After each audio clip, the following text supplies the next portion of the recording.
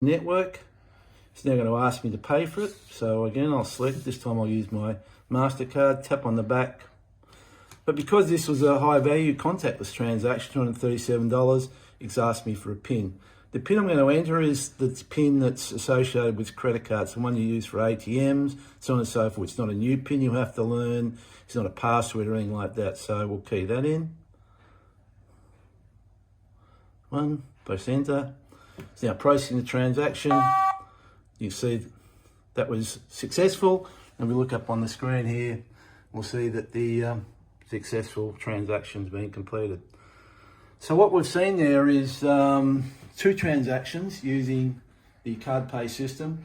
What's really important to understand is that both of those transactions were classified as card present transaction. It's as if the person was in at a store paying for a transaction with their mobile device.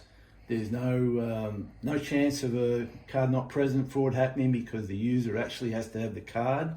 And of course the EMV chip, which is on the card, determines that they've actually got the card in front of them.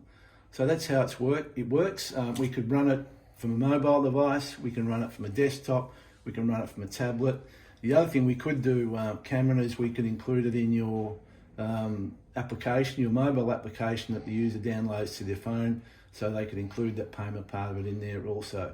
So that's how it works. I hope you're impressed how it works. Very simple. To include it into your website, it's about a week's work. To include that payment option on your website, very simple process. And then for the user to download it onto their phone is again a simple process, which we can go through at another time, but takes the user about 30 seconds to download the app onto the phone. Thank you.